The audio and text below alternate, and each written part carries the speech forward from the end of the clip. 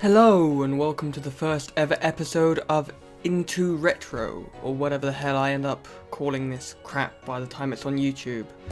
Basically what I'm doing here is I'm going to look at some retro games, really important titles from the past, and I'm going to look at things that I really like about them, things I wish that developers nowadays did the same as old days, and things I'm really glad have moved on. I'm going to start by looking at The Legend of Zelda, the original one for the NES, which is a really big and important title, and I feel it's shaped like non-linear gameplay, things like Skyrim and, you know, the Zelda franchise, which is one of my favourite franchises of all time. It's really shaped those games, and it's a really important game, and I want to see what they did right, and they did a lot of things wrong, but they also did a lot of things right.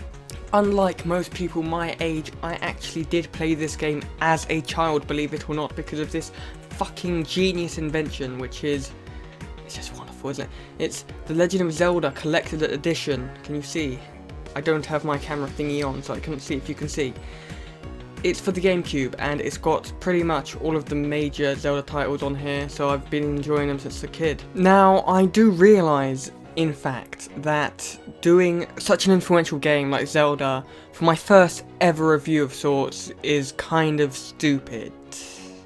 Well, what I'm trying to say is, I do a bunch of stupid shit, and if this review is one of them, it's too late, I've already started making it, so I'm not gonna fucking stop doing that now, am I? It's a Zelda review, even if it's a bad one, it's my first one, whatever, fuck you. The Legend of Zelda for the Nintendo Entertainment System. They drop you straight into this world, and the first thing you'll probably notice is that you're dressed up like a Peter Pan wannabe. And the second thing you'll notice is probably that you've got 3 pathways to go and a cave that you can venture into. So naturally, as a budding young child that I was when I first played this game, I ran straight off into the fields. And this is totally the wrong thing to do because, you know, you're meant to be going into the cave so you can get a weapon, which goes totally against everything I learnt from Nintendo games.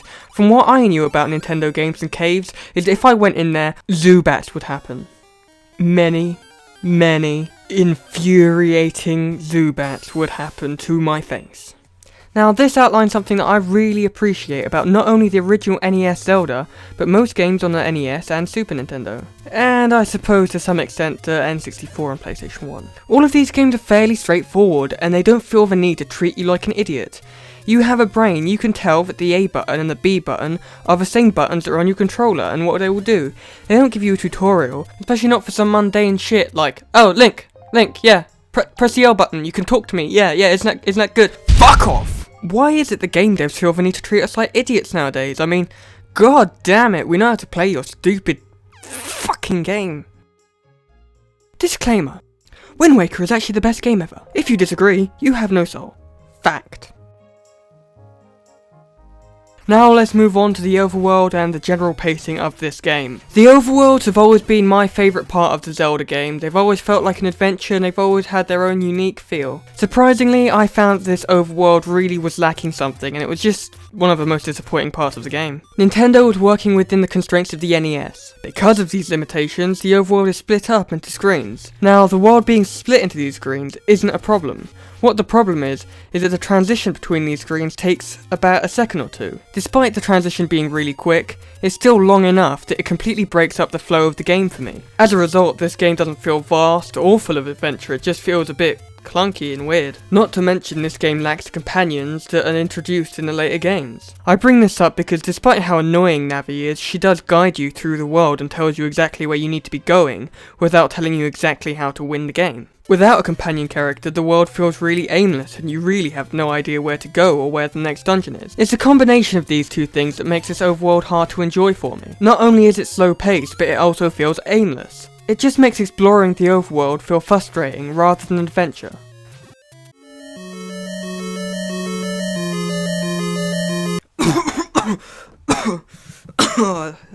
That would be a really good segue to move on to speaking about the dungeons and bosses.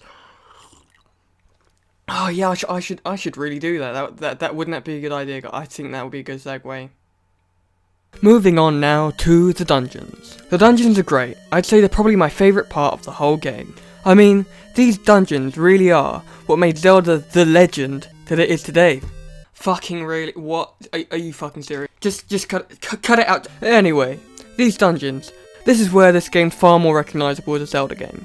Although this part of the game still does include the slow screen transitions that I mentioned earlier, it doesn't break up the pace at all and it feels far more natural. I mean, even in later installments of Zelda, we get these slow screen transitions between rooms in a dungeon. The reason for this is, it builds tension, plus it gives you time to see what's going on in this new room layout. The main reason though why these screen transitions work well in the dungeons and not in the overworld is because in the dungeons, you're moving into separate rooms which were clearly meant to be separate. In the overworld, however, you're meant to be in a free-flowing world.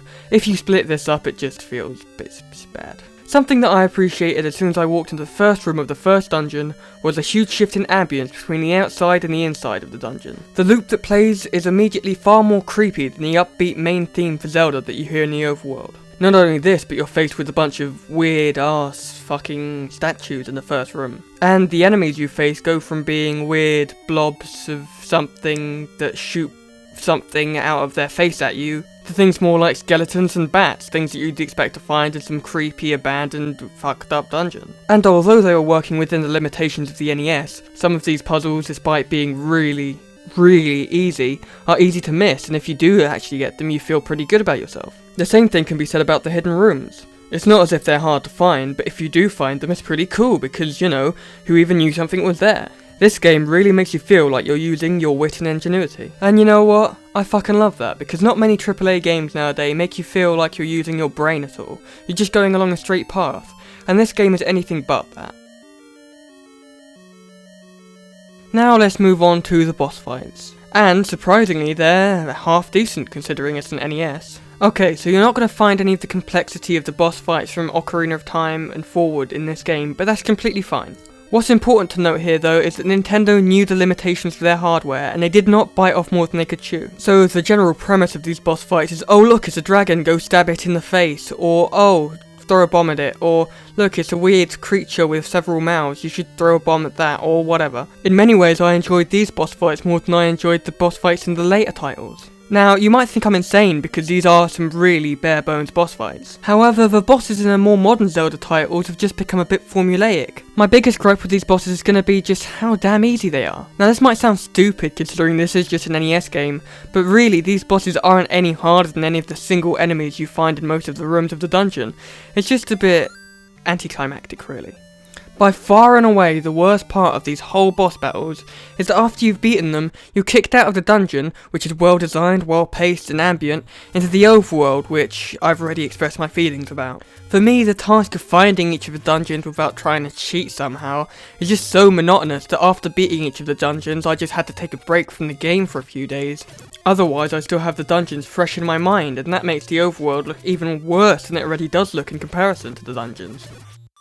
Now okay, don't get me wrong, I am glad that the overworld is there because it did a lot of great things in retrospect. If this overworld never existed, chances are games like the Elder Scrolls and the great overworlds you find in Ocarina of Time and Wind Waker wouldn't even exist today. And I mean, if they did, they'd be very different from how they look nowadays. But that doesn't change the fact that I think it's aged terribly and it really slows down the pace of the whole game. If it wasn't there, the game would be near perfect by today's standards. In fact, it seems like Team Me agree with me because they've made a whole game which essentially is the dungeons from Legend of Zelda only, compiled level after level instead of having an overworld between them. This game is called The Binding of Isaac, and I'm not going to say any more about it than I already have said in this review because it's a Zelda review. However, chances are that I'll probably review The Binding of Isaac sooner or later, especially because it connects very closely to this game. And that's basically all I have to say about The Legend of Zelda. It's a really great game, and the dungeons have aged beautifully. I mean, they're really fun, but the overworld just makes the whole thing feel clunkier than it needs to be, and it's just not fun. With that said, I do hope that Zelda takes some different paths in the future. I'm a bit tired of this sort of methodical approach that we've been seeing to Zelda recently. It's just getting a bit tiresome, really. Honestly, I think that Nintendo could learn a lot when making the next Zelda game by looking back at this game. If Nintendo with the next Zelda game decided they're going to hold your hand less, and just let you figure stuff out on your own, with the addition of companions which tell you roughly where to go and don't make you feel totally lost like in this game in the overworld, that could be a really fantastic and fun to play game. I don't think I can say much more about the original Legend of Zelda without starting to ramble and talk absolute nonsensical shit, so I'm going to stop the review around here. I'll see you next time guys, thanks for watching. Thank you so much for watching my very first review of a game ever. Hopefully it wasn't too bad, and if you enjoyed it or didn't enjoy it, please leave me a comment which will validate my existence, because this has taken me a bit of a while to actually make compared to my other videos. You can find me on Facebook, Twitter, you can watch some of the other videos on the Bloopshow channel, which isn't only me, in case you don't like me, but it also includes me if you do like me. And yeah, just a reminder to subscribe, comment, like, whatever, if you want to. You don't have to do any of that if you don't want to. And there's a video there, it will probably be the top 10 that I made a while ago, and I'd like to thank Jerry Terry for the music. He's a really nice guy, and he makes some really good stuff. Anyway, thank you very much for watching the video, peace out, and just have a really nice day. If you're having a bad day, hopefully this review made you not cry about how bad your life is that you're watching my review. Well, I'm just talking shit now, bye, bye, bye!